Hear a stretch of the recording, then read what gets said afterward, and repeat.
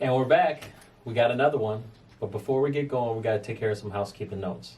This episode today is sponsored by Epic Mortgage. Whether you're buying, investing, or refinancing, call Epic 708-905-5300. It's your dreams, your goals, so let's plan together. Call Epic today. And now on with the show. Today we have Raina Kilgore, a seasoned licensed marriage and family therapist, certified alcohol and drug counselor, and advocate for mental health. With over 14 years of experience in human and social services, Raina has led impactful programs in corrections, mental health hospitals, and child welfare. She's passionate about breaking down barriers to help individuals and families lead healthier lives. Outside of her professional endeavors, Raina is an avid advocate for animal welfare, volunteering her time at local shelters and fostering rescue animals. Additionally, she enjoys exploring the great outdoors through hiking and photography. Welcome, Raina. Thank you. Thank you for having me. It's a pleasure to be here today. I love that you showed up. So I had a question right off the bat, just, as far as Zim therapy. Yes. Like, how did that kind of evolve and how did that get started? Okay, so for several years, I worked in social services doing therapy. And of course, as you mentioned, doing some work in corrections. And so I started to see that there was a lack of services for couples, and that there's a lack of services for couples in the western suburbs. I find that there were many therapists, but not many therapists that look like me. And sometimes the approach to therapy, you can use a lot of textbook, but sometimes I like to take a realism approach to how I meet with my couples, and not so heavy on everything from the book, because life is real, and we have real life experiences, and they don't always fall within this sort of context under every bullet point. And so I knew and felt that I was different, and so I wanted to bring a different approach to therapy. So I always call it therapy with a little bit of a twist. Oh, I like that. I think therapy is very important for families as well as couples. And I think the hard part for most people is when. Ooh. Well, I always tell people, don't wait until you're having a problem, but of course that never happens that way. It's not until something detrimental has happened or some sort of disruption has happened in the marriage. Believe it or not, one of the better times to consider therapy is like during a grief, job losses, thinking and or becoming new parents. Unfortunately, I don't see people until the problem has already existed. And so for some, far too gone. But I think the idea is to try to start it a little bit early. You don't always have to have a problem, or it doesn't always have to be problem driven. Sometimes it's about just seeing, do we have the same belief systems? Do we have the same value system? That's why you see a lot of therapists encouraging premarital therapy. And that's, I want to get married, I love this person, but I also want to make sure we are very much in line with the way we want to live our life, how we want to raise our family, if you choose to have a family. Sure. I mean, we all have stuff in our closet. Yeah. and some of it needs to be unpacked. So, okay, that's an amazing point that you bring up. Because sometimes those things can lie dormant during the early phases and stages of a relationship. Because the brain is releasing all of these dopamines, and we're in the feel-good portion of the relationship. So those things in the closet really can stay in there pretty good up until, well, the honeymoon phase is over, and now I'm triggered, but I don't have the coping skills to address this issue, nor have I ever shared this with my partner, who may not have the coping skill either to know how to meet the negative energy or whatever opposition comes from whatever that thing is that's in the closet. So, yeah.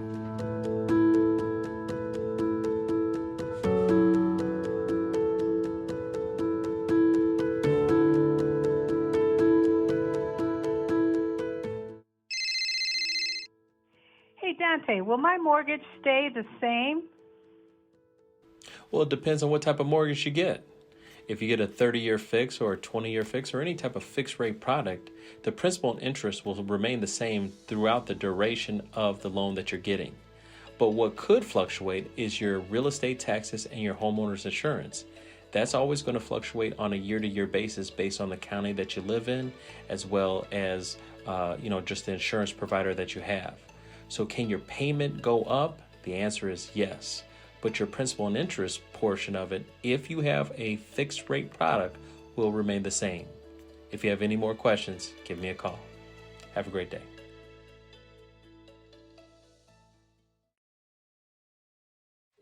Now, I want to make sure I got this straight. It talked about DBT, CBT, and trauma-informed therapy. So Yes. can you unpack that? What is that? Ooh, that's a lot. So DBT is dialectical behavior therapy, which is a derivative of CBT, which is cognitive behavior therapy. And not to turn this into a lecture, but it is, so cognitive behavior therapy is going to look at your thoughts, your feelings, and your beliefs.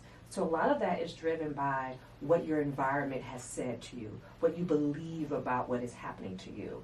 And so just for a quick example, for those who are not familiar with DBT, when clients come in, the best example I use is, and I'm not afraid of dogs because I have a dog, Sure. but let's say I have a negative encounter with a dog, and now my belief system is that all, because we will encapsulate all when something negative happens to us, all dogs are bad. So that's going to be my negative thought. My feeling is going to be fear, and my belief is perhaps all of these dogs will eat me. And so what cognitive behavior therapy looks at is, let's take away the all, right? Because you don't know all of dogs, and let's look at what has your mind driving at this place. What are your true thoughts? And so it looks at the positive thoughts and the negative thoughts. And so we try to take that and try to make back to that sort of reality, what is actually real for the person. Now, does that, sort of a caveat, all therapy models don't work for all issues. And so this is a trauma-informed phase, and then dialectical behavior, kind of looks at what you can do with what you have. It looks at perspectives. It looks at your experiences and how you let those experiences drive your way of navigating around your world. Because sometimes, you live in the world that you live in based upon your life experiences, and I live in mine. And so we try to debunk some of those myths that the brain can create. And a lot of time it's doing that because it's trying to protect us. It's trying to create a level of safety. It's usually not intended to be harmful, but that ends up being why we have mental health issues, because those negative thoughts become negative beliefs. Right, reality. Yeah, negative ways. Unfortunately, and so with just walk me through a consultation. So I mean, if I come in, how do you are able to diagnose, like, hey, we're going to do this type of therapy versus something else? So here's what's interesting, and this is why I call it therapy with a twist. I actually don't try to diagnose when the person comes to the door. I don't think that in a 45, 50-minute session that I'm going to know every nook and cranny about a person. Now, generally, because I've been doing this long enough, I can kind of tell based upon information that's provided. But I usually like to do a couple of sessions. So the couple or individual comes in. I get to learn about why they're coming to therapy, what they want to achieve in therapy, how their life might look different if these things that they want to achieve actually change. Sometimes we come to therapy because we're mad about something or upset about something, but we're not thinking really about, well, what would my life look like if this obstacle wasn't here? Or what do I want my life to look like? Sometimes it's just I want this pain to stop. But then I go, and then what's next? So we come in, we have the consultation, I get to learn some history, I get to learn some background. Depending upon some of the things that I hear, I can determine whether I need to get more of the family history. I'm always looking for medication if the person is on medication. I like to believe that I'm a smart woman and I can deal with a lot of things, but I also like to stay within the scope of my education. So I'm mindful of that. And so we're looking to make sure we're a good fit. We're looking to make sure my therapeutic approaches will work for the issue. And I'm making sure they're comfortable. And so that's how we start the first session off. Because a lot of times, and this is again with the therapy with a twist, typically when you go in a therapy office, there are hundreds and hundreds and hundreds of forms. The person is generally very, very eager to talk about the issue that has brought them to therapy. So I actually don't deny people that opportunity to do that. And then when we meet for the next session, then I begin to gather more additional complex information, a little bit more about their history, a little bit more about the issue, a little bit more about their own background, and I take it from there. So that's sort of that twist. I actually don't go too paperwork heavy in the beginning. You need to come in here, get it off your chest, get a little bit of relief, and then we start working on those deeper issues. I feel like a banker, a mortgage broker, an attorney, a realtor, and an accountant are just a few professionals that you'll need their services sometime in your life. We all need a financial team. We all need professional partners that provide information so we can make informed decisions about our life and the things that matter the most to us. I'm willing to be a part of your financial team. I'm here for you. I'm just just a call, Zoom meet, a direct message, or a text message away from working with you. So what questions do you have for me?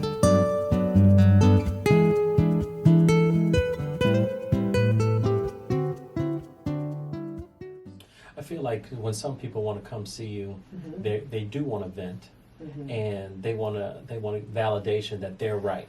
You know, we get into that right and wrong situation. Can you talk about that? Yeah, so right away, I am not a judge. And so this is not, you're not on a trial here, and there isn't necessarily a right or wrong. Don't get me wrong, I mean, obviously there are some things that if you burn the house down, you were wrong, Right. you know, and so, but it's not necessary for me to do that. People often know when they have made choices, sometimes the end results of that. That's why you're in my office. So I don't really need to do a right or wrong. I'm really trying to understand the complexities behind the decision making in the first place. A lot of times we see the end result of something where you burn down the house. But where were you in that moment when that happened? What was happening for you? And so sometimes, even if a person's doing something that is not favorable, they still need empathy. They still need compassion. They still need for someone to hear them. You can get better change with a level of empathy and interest versus you're wrong. That doesn't feel, they don't need me to tell them that whoever brought them in here has already told them that they're wrong. Sure. I don't feel that fire. And so a lot of times there is venting out. We do a little bit, but we also then need to decide how we're going to solve the problem. I don't want to have people so saturated in the problem, because then that further perpetuates this idea that the problem will be here. The problem is always what it is. And then you start trying to develop this narrative. And so I want to come from a solution-driven approach that we can overcome something. We can make a different choice. We can, you know, push through the thing that has been a hindrance in your life. So a little bit of venting, because we need that. Sure. But we can't stay there. Would you feel like solution is healing? Would Absolutely. that be? So there is a therapy that I'm certified in that I didn't mention, and solution-focused therapy. And so solution-focused therapy, I wouldn't use it for trauma. And I know there may be some therapists that may debate, but you know, everything is always debatable, right? But for solution-focused and solution-driven therapy, it's about resilience. You know, when there is a time that there wasn't a problem. You know, I can't stand this person. Can you not stand them all day? Or had a bad day at work. You're not at work all day. So we also look at, do you have a bad day every day? When was there a time when the problem didn't exist? And then we also kind of do a future forwarding kind of thing. What do you want your future to look like? If you had 3 wishes, what would you wish for? You know, when we check mood, I say, okay, you know, how are you feeling today? On a scale of 1 to 10, well, I'm feeling like a 5. What would make it a 6? So trying to get the person to think beyond the 5 and what's necessary to move from a 5 to a 6. There's a lot of amazing approaches. And that's the thing I love about therapy, is that it isn't a one-size-fits-all for everyone. And I love that there's so many variations in therapeutic approaches that you can use to solve a lot of issues. We talk about in, you know, just in my space about, you know, short-term goals leading into your dreams, right? So it's a little bit in the same world as you, where, you know, little short gains going from 5 to 6, that's a win. You know, you're not going to go from 5 to 10 right away. Right. It's short-term gains, and then you can see the light that you're improving. And believe it or not, a 5 to 6 could be, I had depression and I wanted to stay home, but I made it to today's session. That's a 5 to a 6. You made a change. You made a choice not to stay home. You pushed forward because you had a glimmer of belief that there's something else out there that can be better for me in this life. And so sometimes we think about therapy as this really, really broad, big, complex thing. It's actually not. If you give it a chance, you can do a lot of wonderful things with it. And again, and I know I'm speaking from a place of solving problems, but sometimes therapy can also be used to elevate. You could be in a great space and thinking about ways and coaching a client through how to maintain what they have and how to elevate that. You don't want to be in a bad place to be in a better one. Yes, yeah, absolutely. So it's not always also about problems. You know, I have some clients who will say, I'm doing great and I want to keep doing great. And so, but I want a platform where I can meet with someone and kind of goal set and process and ensure that I'm on the right track. Now, just talking about couples in Yes. general, what are some of just normal or challenges that you're seeing couples are facing right now? Oh, goodness. Once upon a time, it was, it used to be finances, people not being on the same page about their finances. I tell you, more times than not, a lot of what I get in front of me is communication. We don't communicate well. We, I find that people are talking about the same subject, but not the same thing about that subject matter. And so a lot of times couples find their biggest struggles around communication, how they respond to one another.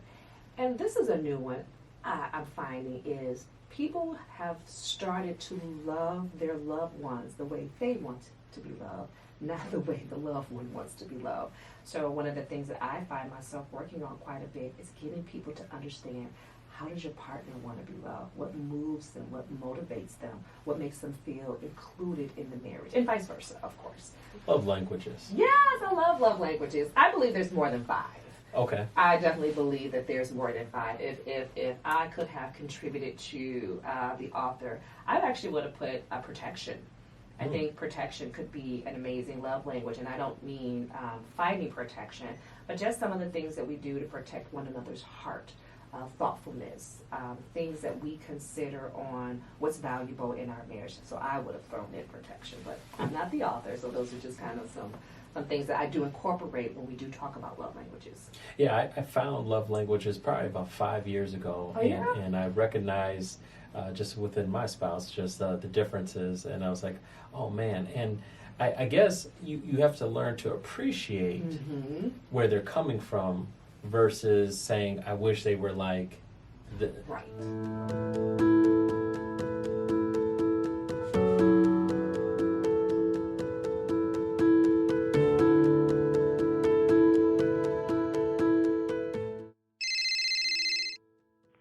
Hey, Dante, is a pre-approval guaranteed?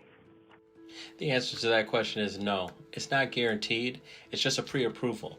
It's based on the information that's been provided. The file still has to go to underwriting and be reviewed by the underwriter.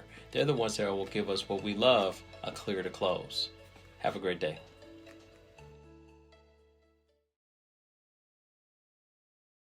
Right. Okay. Yes. Oh, that's a good one.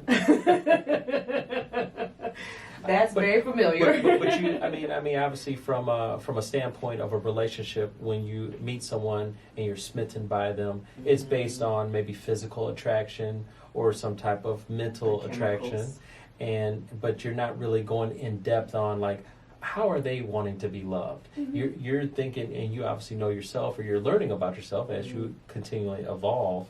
But now you're recognizing, especially for me, I recognize, this is how my wife likes to be loved, which is different from how I like to be loved. And really, it's that moment in time where you have to be accepting of your spouse, I would imagine. I 100% agree with that. And not only that, the early conversations. I think about when people, kind of get on the dating sites and you've got a profile and you are imagining what this person may be like. And you get together and you go on a few days and you find that you like them and, okay, I'm ready to be married. And again, like you said, in the beginning phases, you've got hormones, you've got pheromones, you've got all the moans, if you will, being released in the brain, and it's exciting and it's new. And so I encourage people to start having the conversations around not only how do you handle not just adversities, but how do you handle your finances? What are some of your goals? When it comes to disputes, words are very, very powerful and very, very triggering. Even an elevation in someone's voice can remind them of someone else or a pain point. So earlier we talked about sort of that CBT and that environment and where those things come from.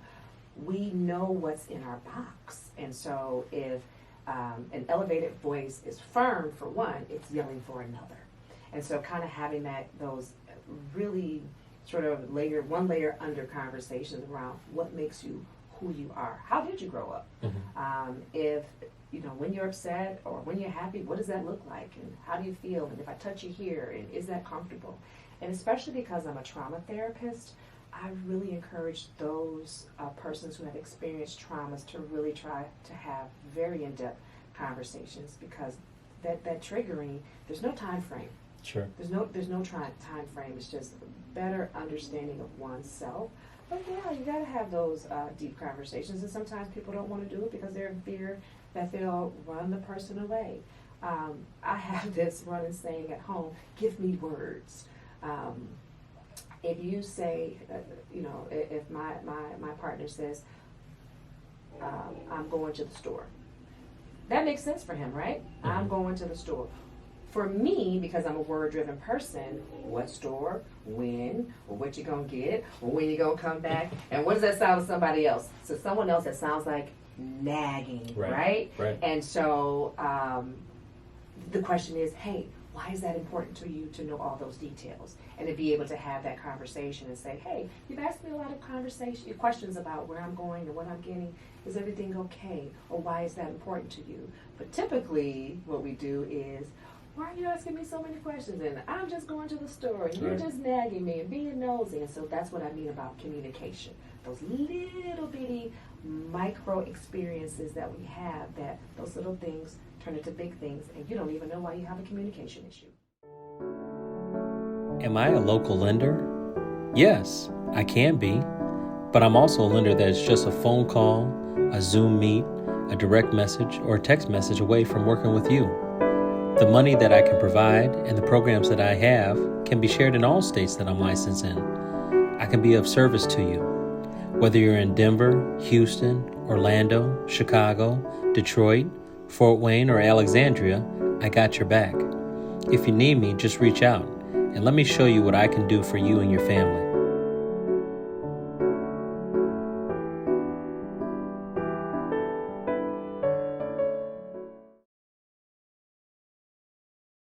Would you recommend communication verbal? Or because nowadays with all the communication devices that we have with texting and I'm going to DM my spouse or my partner. So what is appropriate? Like, are there, or do you still believe, hey, if we're going to have a serious conversation, it needs to be like this? Or what would you say? I am old school with a young heart.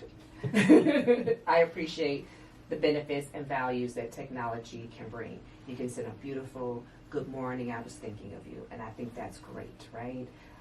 So technology has some benefits and some values, but you sometimes can't read tone. Or my favorite one, once it's there, I know Apple now has it where you can delete your messages, but once it's there, it's there. I think any conversation that is meaningful and worth having is worth having in front of that person. We've used a lot of technology and we've got away from the human touch, and it's so valuable, and I'm quite sure the pandemic didn't help with a lot of separation, but we need words in the present. And I want to be able to say, well, what did you mean when you said that? Or what does that look like? And sometimes I find that, and I find this a lot in therapy, that the clients got their phone out and they're reading the message that the person said. And if you have the phone, let me just get this right. You have the phone in your hand, and we're texting. Why won't you just pick it up and use it? You have the phone in your hand. Right. But I also believe in conversations that don't have a lot of noise in the back. Undivided attention. I don't want to talk to you while you're typing your paper. I don't want to talk to you while you're sending an email. Stop and listen to the person. We have gotten to this sort of multifaceted and typing and texting, and just stop and listen to the person. You'll hear so much more if you give them your undivided attention. But no. I definitely want to have a live, raw, real conversation with the person. I encourage that more often than texting. Sure. And then as far as the session goes, when you have these sessions, what would a customer expect, or a consumer that wants to engage with you? Is it 6 months? Is it 12 months? What is the kind of length of time where we see improvement or we see development? So I get that question a lot, and unfortunately it's the one question that not many therapists can answer. So depending on the complexity of what the issue is, depends on the amount of time that the client needs. Everybody is so different. You can kind of give a raw estimate. So I know that with most couples, I'm thinking 6 months at bare minimum. You're going to be in this room talking about these issues within 6 months. And this is why it's so funny when you go from the textbook. So like solution-focused therapy is a brief therapy that is intended to be 6 to 8 weeks. I find that sometimes it's not enough for people. And depending on the complexity of their mental health, some people will need therapy for a short period of time, and some people will need therapy for a lifetime. You know, if you think about disorders like schizophrenia or schizoaffective disorders, those aren't going away, right? I think about persons who may be on the spectrum. They don't; those conditions don't go away. If you suffer from major depression disorder, you can manage and live a very healthy life, but there may be bouts of therapy throughout your life. You may go to therapy for 6 months and then maybe not have therapy for a year because you haven't had any episodes or any major stressors. And then if the person doesn't continue to maintain and develop those coping skills, they might find themselves back in therapy. So it's such a broad, it's situation dependent, I guess is probably the best way to answer that question. Great information today. Where can someone find you? Oh, you can find me at ZEM therapy.org or www.zemtherapy.org. You can also find me at 1 South 132 Summit Avenue. It's Suite 205 in Oak Brook Terrace. And you can also find us by phone at 708-414-6842. And you can find us on Facebook the exact same way, and Instagram. We're Zem Therapy here in the Oak Brook Terrace area, and we look forward to working with folks who need a little bit of support. Raina, thank you so much for coming in. Great information. Thank you for having me. It was a pleasure. Have an epic day. You too. Thank you.